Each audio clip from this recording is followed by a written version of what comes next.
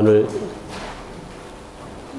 아버지 하나님께서 오늘 이 예배에 허락하신 하나님 말씀은 히브리서 12장 28절 말씀입니다. 예, 감사합니다. 우리 다 같이 일어나셔서 한 목소리로 함께 봉독하도록 하겠습니다. 한 절 말씀, 히브리서 12장 28절 말씀.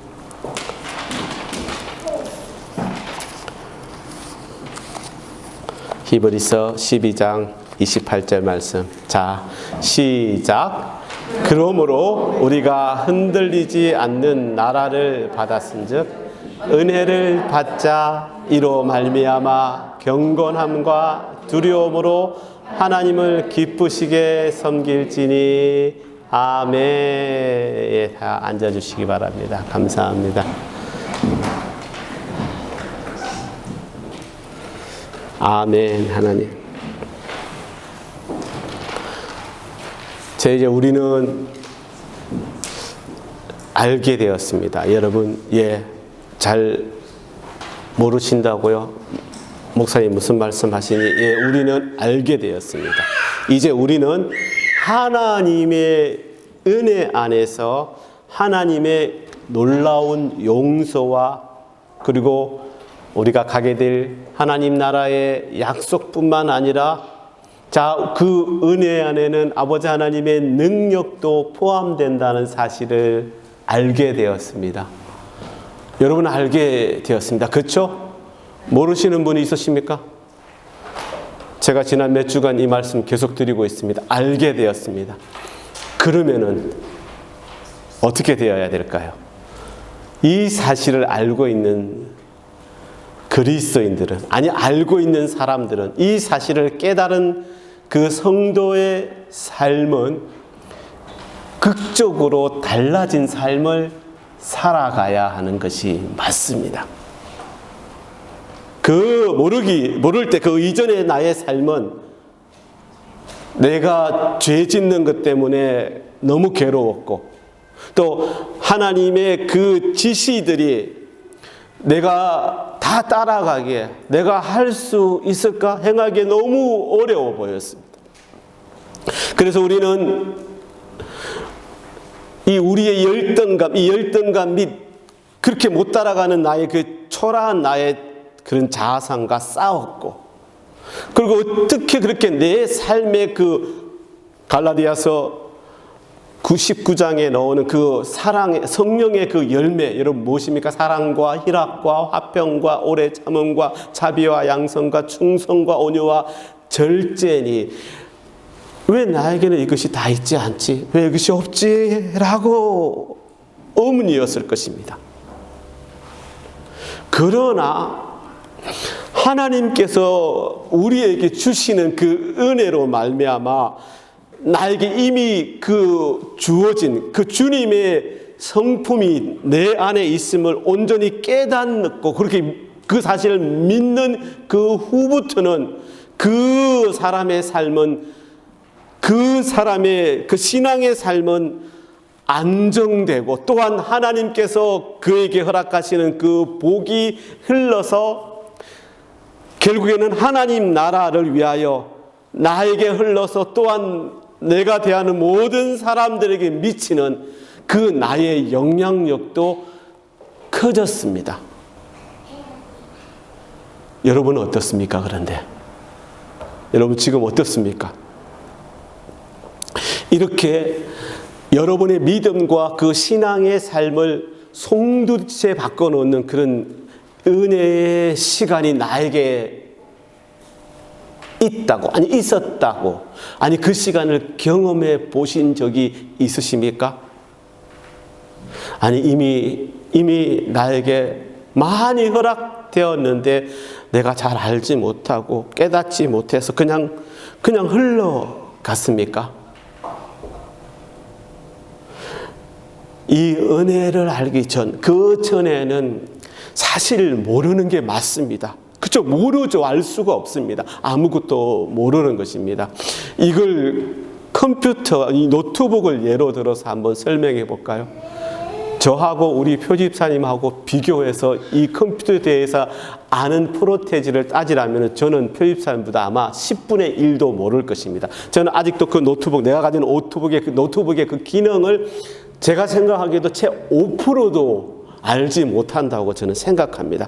그래서 지금은 내가 진짜 그 필요한 부분까지만 내가 알고 있습니다. 그래서 하죠. 거의 대부분이 그냥 인터넷을 통하여 뭘 좀 본다든지 또는 저는 또 한글을 사용합니다. 예, 한글을 사용해서 이 모든 문서를 작성하는 그 정도. 그것도요, 제가 알고 있는 한글의 그 버전이 무려 최소한 15년, 20년 전 버전입니다. 요즘 새로 나온 버전 제가 갖고 있지만은 못 바꿉니다. 왜? 그거 바꾸고 나면 아마 또 몇 개월 동안 제가 고생해야 되니까. 예, 그렇습니다. 그러다가 진짜 제가 전혀 몰랐던 기능을 알게 되면 얼마나 신기한지 한 가지 예를 설명드릴까요? 저 노트북 우리 세연이가 2년 전에 저 생일 선물로 사줬는데 그 노트북 우리 커서 말고 여기 이렇게 손으로 이렇게 하는 거 있잖아요. 그 화면이 오르고 내리는 걸 아직까지 몰랐습니다. 근데 한번 말해 준 적 있어요. 어떻게 하면 되냐고. 어떻게 하면 됩니까? 아시는 분? 두 손가락으로 움직이면 돼요. 한 손가락은 안 되고 두 손가락을 하면 얼마나 신기한지. 근데 우리 세연이 자기 노트북에서 두 손가락 이렇게 한다고 제가 분명히 들었는데 항상 내한테 왜 안 되지? 아직도 내가 모르고 있는 기능이 얼마나 많은지. 그러니까 이게 뭡니까? 분명히 처음부터 있었던 것들인데 내가 무지해서 그것이 다 가려져 있었다는 것입니다. 아버지 하나님은 분명히 이렇게 말씀하십니다. 이사야 5장 13절 말씀. 내 백성이 무지함으로 말미암아 사로잡힐 것이요. 많은 사람들이 그의 삶에서 허락하신 그 하나님 아버지의 은혜의 능력을 모르기 때문에 그래서 그 무지의 삶에 사로잡혀서 패배자의 삶을 살아가게 될 것이라는 말씀을 하고 계시는 것입니다. 이렇게 하나님 말씀에 여러분 무지하게 되면은 사실 대책이 없는 것입니다. 그래서 호사야 4장 6절 보면 이런 말씀이 있습니다. 내 백성이 지식이 없으므로 망하는도다. 아멘. 나중에 테너가 될 것 같아요. 우리 괜찮습니다. 목소리가 만만치 않은데요. 예. 이제 한 1, 2년 지나면은 이 전체에 이제 쫓아다니고 이제 우리 노이가 완전히 지배를 할 것 같습니다. 감사합니다. 하나님 저렇게 건강하게 잘 키워주셔서. 아이고, 네. 내 백성이 지식이 없으므로 망하는도다. 교만하여서 오직 나의 힘과 나의 지식과 나의 능력으로 하나님을 기쁘시게 할 수 있다고 생각하고 그렇게 하려다가 그것에서 빠져나오지 못하여 종국에는 어떻게 된다고요? 패배한다는 거죠. 파멸로 떨어지고 많은 성도들이 실로 얼마나 많은지 모릅니다. 저는 정말 우리 주님 사랑교회 모든 성도들이 여러분이 열심히 성경 공부를 해서 높은 성경적인 지식과 또 많은 경건의 시간, 그 시간만으로 필요하지만 그 시간만으로 끝나는 것보다 그것을 통하여 나아가는 아버지 하나님을 향한 겸손하고도 온전한 믿음을 소유한 신앙인이 되시기를 간절히 원합니다. 여러분 모두가.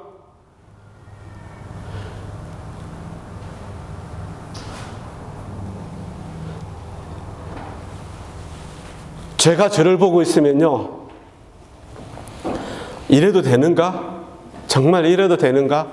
이렇게 목회해도 되는가? 이건 너무하는 거 아닌가? 이렇게 생각이 들 때도 있습니다. 예, 사실 그건 맞는 것 같습니다. 어쩌면 제가 게으를 수도 있고요. 근데 저는요, 그래도 그 시간 속에서 여러분들 한 사람 한 사람 늘 생각하면서 그냥 기도합니다. 마음을 주기 위해서 애를 쓰는 것이죠. 다른 교회보다 50일 작정 기도회도 잘 하지도 않고 봄, 가을 대신방도 안 가고 우리 교회 겨우 주일 예배, 금요 기도 예배 그리고 이제 저녁 기도회 좀 하다가 이제 그것도 흐지부지 된 게 아니라 스톱되고 전 교인이 아니라 몇몇 분들이 참석하는 성경 일독 강의 그거 좀 하고 있고 이것뿐인데 내가 정말 잘하고 있는 것인지라는 생각이 가끔 들 때가 있습니다. 그런데요, 저는 우리 성도님들이 우리 교회 안에서 그 수많은 어떤 성경 공부와 성경 읽기와 예배를 더 많이 경험하고 많은 것으로 끝나는 것이 아니라 단 한 번의 예배를 통하여서도 그 마음이, 그 믿음이 변화되는 그런 삶을 살아가는 성도로 나아가기를 더 간절히 원합니다. 사도행전을 보면은요, 베레아 성도들에 대해서 말씀하는 부분이 아주 짧게 잠깐 나옵니다. 사도행전 17장 11절 말씀. 베레아에 있는 사람들은 데살로니가에 있는 사람들보다 더 너그러워서 간절한 마음으로 말씀을 받고 이것이 그러한가 하여 날마다 성경을 상고함으로라고 말씀하고 있습니다. 영어 성경 NIV를 보면요, 베레아 사람들은 성품이 고결하여 했습니다. More noble character라고 이렇게 표현되어 있습니다. 사도 바울로부터 베레아나 또는 데살로니가 성도들은 똑같은 하나님의 말씀을 받았습니다. 하나님의 계시를 받았습니다. 그런데 왜 성경은 베레아 사람들이 성품이 더 고결하다라고 말하였을까? 말씀의 은혜를 받은 후에 그들은 부지런히 또 공부하고 바울의 그 가르침을 그의 삶 가운데서 확인하였고 그것이 그들의 모습에서 나타난 것입니다. 여러분, 이게 뭐냐면은 은혜를 받은 후 그들의 마음이 변화된 것입니다. 그것이 갈라디아 성도들과 베레아 성도들의 다른 차이점이었습니다. 오늘 본문을 다시 봅니다. 히브리서 12장 28절 말씀. 그러므로 우리가 흔들리지 않는 나라를 받았은즉 은혜를 받자. 이로 말미암아 경건함과 두려움으로 하나님을 기쁘시게 섬길지니라고 말씀합니다. 예, 우리가 은혜를 받자. 이로 말미암아 하나님을 기쁘게 섬길지니, 은혜는 우리 아버지 하나님을 섬기되 받으실 만하고 또 기쁘시게 섬길 수 있는 능력을 주는 값진 선물이 된다는 것을 말씀하는 것입니다.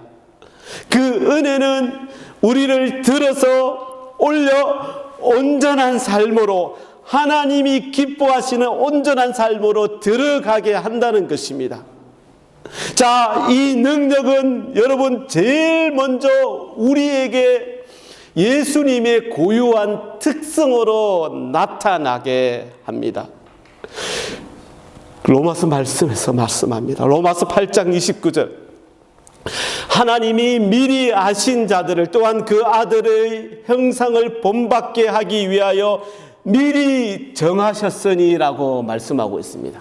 이 말씀은 즉 은혜 안에 있는 당신의 자녀들을 내적으로 그분의 삶을, 그분을 닮도록 재창조하셨다는 선포의 말씀이 되는 것입니다. 다시 한번 봅니다. 하나님이, 로마서 8장 29절, 하나님이 미리 아신 자들을 또한 그 아들의 형상을 본받게 하기 위하여 미리 정하셨으니, 그러니 우리가 하나님의 은혜 안에 거하게 된다면 우리의 속사람은 정확히 예수 그리스도의 형상과 모양으로 거듭났다는 것을 말씀하는 것입니다. 로마서 6장 14절 말씀, 죄가 너희를 주장하지 못하리니 이는 너희가 법 아래에 있지 아니하고 은혜 아래에 있음이라. 아멘.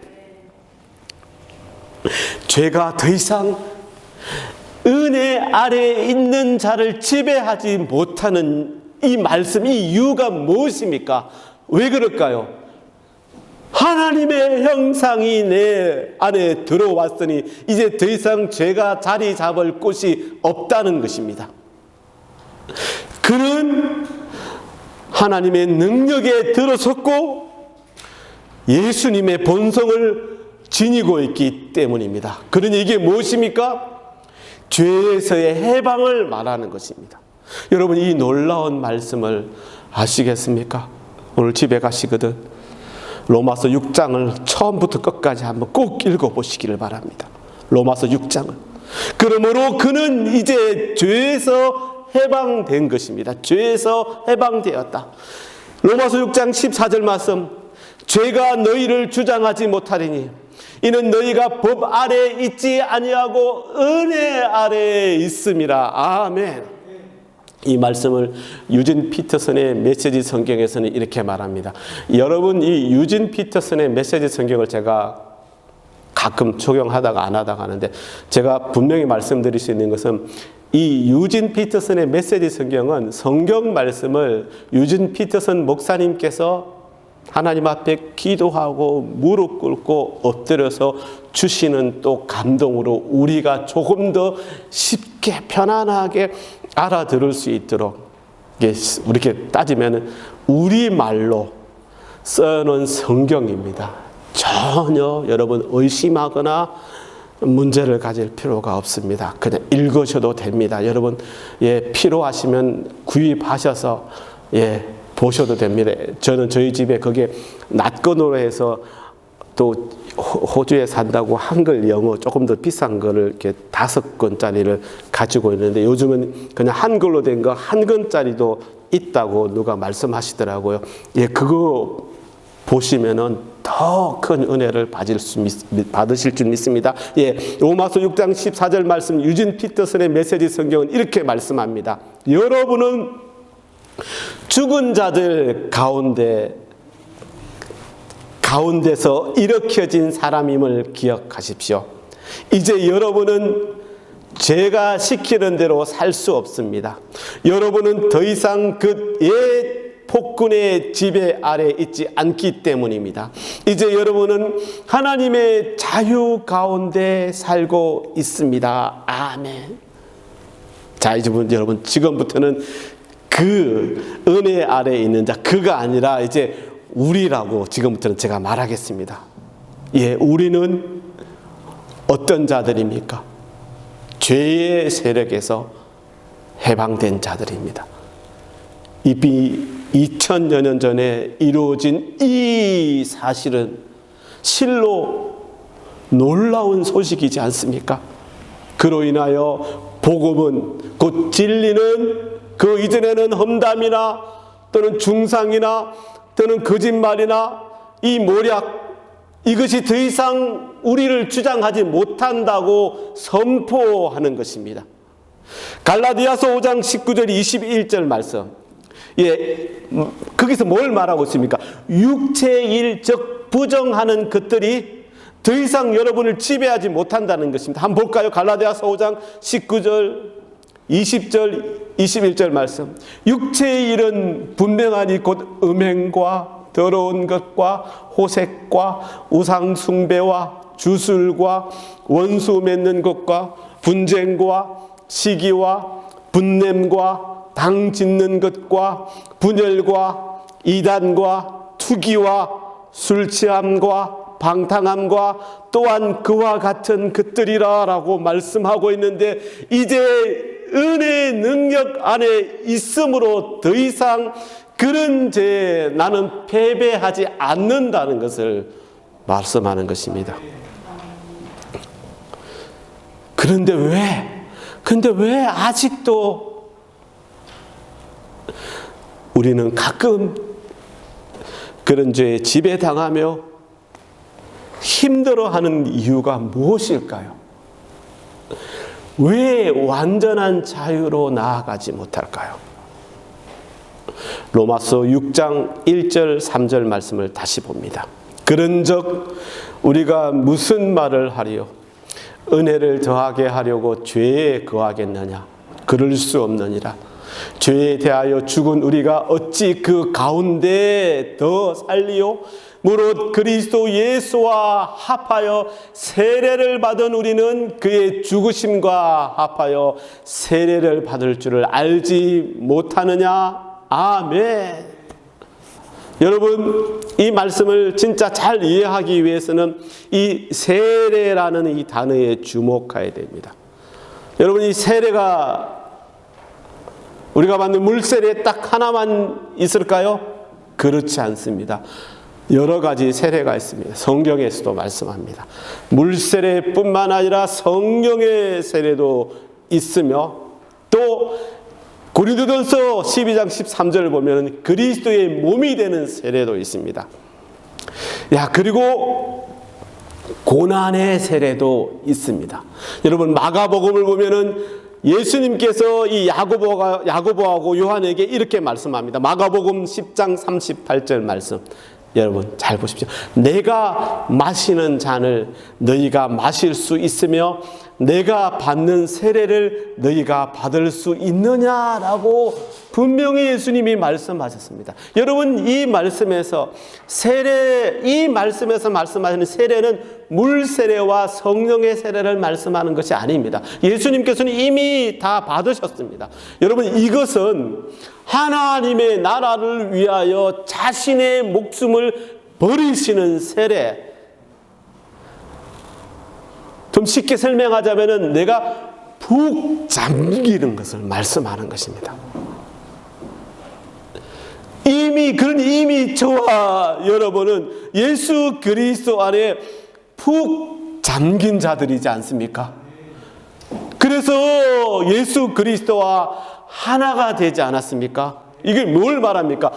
예수님과의 연합을 말씀하는데 예수님도 이 연합을 말씀하셨습니다. 요한복음 17장 23절 말씀을 보면은 내가 그들 안에 있고 아버지께서 내 안에 계시어 그들로 온전함을 이루어 하나가 되려 함이라고 말씀하셨습니다. 우리와 예수님은 더 이상 분리되어 있는 둘이 아니라 하나이므로 우리는 그리스도 안에서 그분의 본성을 이제 지녔으므로 새로운 삶을 살아갈 능력도 우리에게 주어졌다는 것을 말씀하는 것입니다. 영적으로 옛 자아는 죽고 예수 그리스도와 함께 여러분 다시 태어난 것입니다.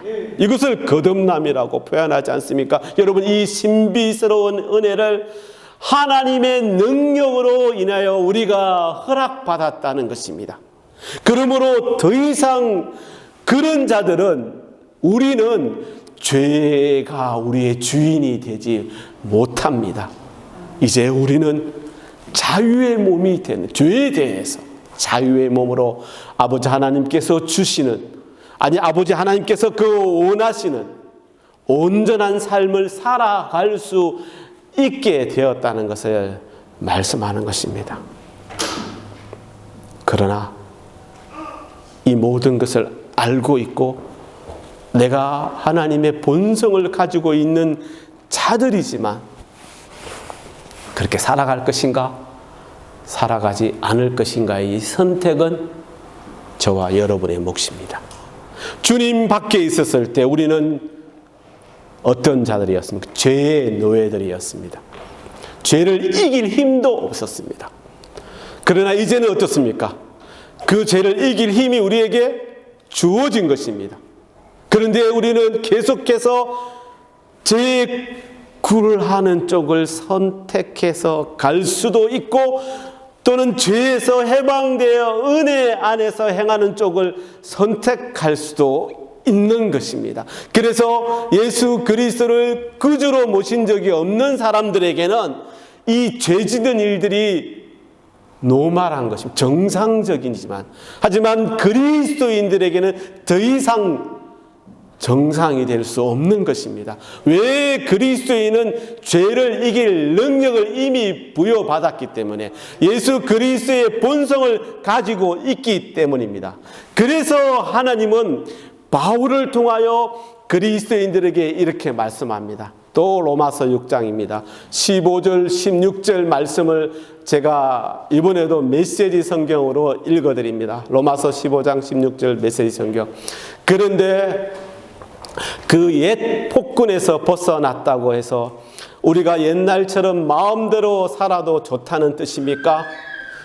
하나님의 자유 가운데 자유롭게 되었다고 해서 이제 무엇이든 내키는 대로 해도 좋다는 것입니까? 그렇지 않습니다. 여러분은 경험을 통해 알 것입니다. 자유로운 행위라지만 실은 자유를 파괴하는 행위들이 있다는 것을 말입니다. 가령 여러분 자신을 죄에 바쳐 보십시오. 그러면 그것으로 여러분의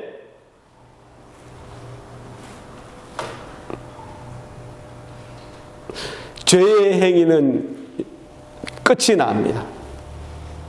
그러나 여러분 자신을 하나님의 길에 바쳐 보십시오. 그러면 자유는 결코 그치는 법이 없습니다. 아멘. 아버지 하나님은 계속 죄짓고 또 용서받으라고 우리를 죄에서 해방시켜 주신 것이 아니라는 것입니다. 우리가 정말 이 죄에서 해방되어 예수님처럼 참된 거룩함 가운데 행하시기를, 그렇게 행하기를 간절히 원하는 것입니다. 그래서 아버지 하나님은 연약한 우리에게 계속해서 끊임없이 은혜를 더하여 주시는 것입니다.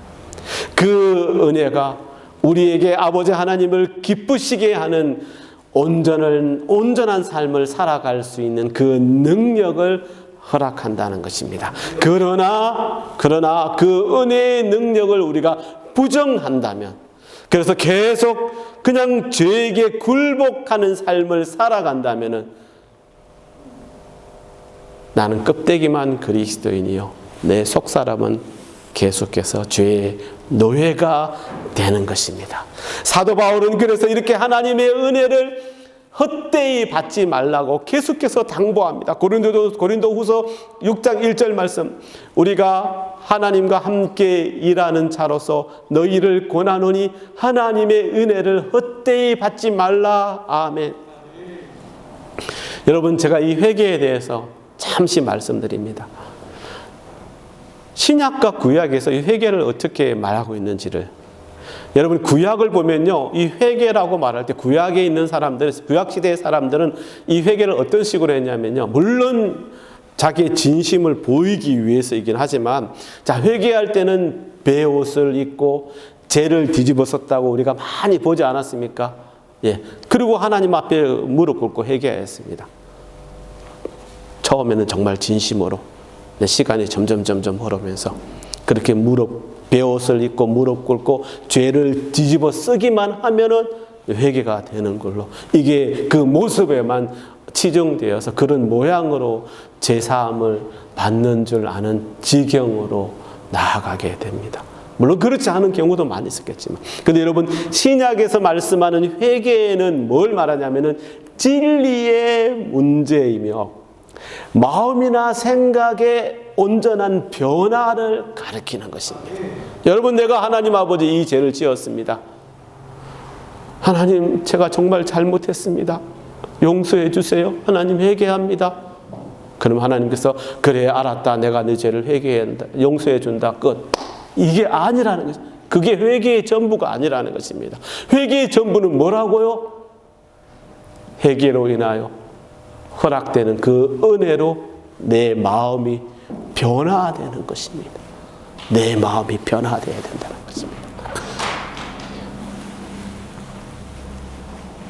회개란 하나님의 마음을 아프시게 했음을 깊이 뉘우치며 이제는 그 부분에서 아버지 하나님의 뜻에 순종하기로 결단하는 것을 말씀하는 것입니다. 사도 바울은 고린도후서 7장 9절 10절에서 이렇게 말씀합니다. 내가 지금 기뻐함은 너희로 근심하게 한 까닭이 아니요 도리어 너희가 근심함으로 회개함에 이른 까닭이라. 너희가 하나님의 뜻대로 근심하게 된 것은 우리에게 아무 해도 받지 않게 하려 함이라. 하나님의 뜻대로 하는 근심은 후회할 것이 없는 구원에 이르게 하는 회개를 이루는 것이요 세상 근심은 사망을 이루는 것이니라. 아멘. 여러분, 바울의 이 지적처럼 죄의 노예로 되돌아간 성도가 자유를 얻으려면은 죄를 참으로 고백하고 그리고 나서도 한 가지의 핵심적인 요소가 더 있다는 것입니다. 참된 회개와 더불어 그 마음의 참된 변화인 것입니다. 자, 우리 여러분, 은혜와 자비라는 말을 우리가 같이 잘 쓰지 않습니까? 그래서 이게 혼동되는 경우가 있습니다. 은혜가 자비지 자비가 은혜가 아닌가요? 라고 말씀하는 분이 얼마나 많은지 모릅니다. 그런데 여러분, 아닙니다. 여러분, 은혜는요 절대 받지 못할 것을 내가 받는 것이고요, 자비는 마땅히 받을 것을 받지 않는 것을 말씀합니다. 이게 무슨 말씀이지? 자비는 죄를 짓고도 그에 대한 응분한 대가를 받지 않는 것, 그것이 자비라는 것입니다. 반면에 은혜는 내가 받을 자격이 없는데도 나에게 주어지는 것, 그것이 은혜라는 것입니다. 여러분, 그 은혜의 능력이 우리를 죄의 폭정에서 해방시켜 주시는 것입니다. 여러분, 이것을 잘 설명하는 좋은 예가 요한복음 8장에 요한복음 8장에 무슨 내용이 있을까요? 행음한 여인이 나오지 않습니까? 예, 서기관들과 바리새인들이 예수님의 허점을 잡기 위해서 음행한 한 여인을 끌고 와서 예수님 앞에 데려놓고 시험을 하려고 합니다. 여러분, 나중에 8장 한번 읽어보십시오. 무슨 내용이에요? 다 아시지만 그때 예수님은 그들에게 묻습니다. 요한복음 8장 7절 말씀. 저희 중에 죄 없는 자가 먼저 돌로 치라. 자, 이 말씀을 듣고 그래도 그곳에 있는 사람들은 이 양심이 마음에 그래도 조금은 온전한 사람이었습니다. 자기가 죄인인 줄, 다 죄인인 줄 알고 슬그머니 그 자리를 다 떠나버리고, 그렇게 사람이 많았던 그 자리에 예수님과 그 여인 두 사람만 남았습니다. 그러자 예수님은 그 여인에게 이렇게 말씀하십니다. 나도 너를 정죄하지 아니하노니. 예수님은 죄가 없으시기 때문에 그 여인을 정죄할 권한 또한 사실은 있었습니다. 그러나 그렇게 하지 않았습니다. 여러분, 이게 뭐죠? 자비가 발동된 것입니다. 그리고 바로 예수님은 말씀하십니다. 요한복음 8장 11절 말씀. 가서 다시는 죄를 범하지 말라라고 예수님이 그 여인에게 가서 다시는 죄를 범하지 말라라고 말씀하는 이 마지막 말씀에는 뭐가 담겨져 있죠? 주님의 은혜가 담겨져 있음을 여러분 느끼지 않습니까?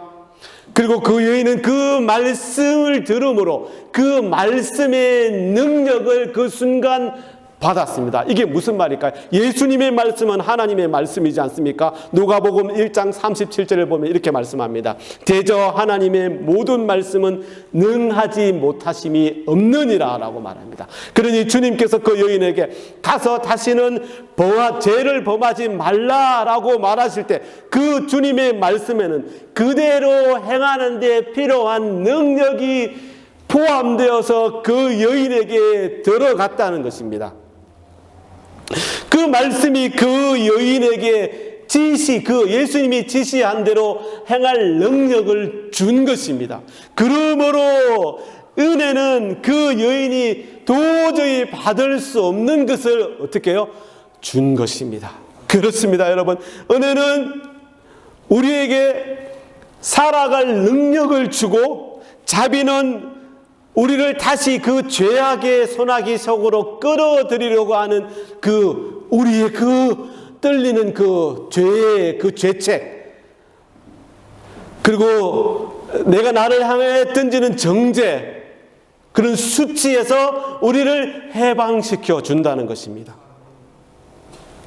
자비는 우리가 실패한 일, 그리고 죄에 대해서 주어집니다.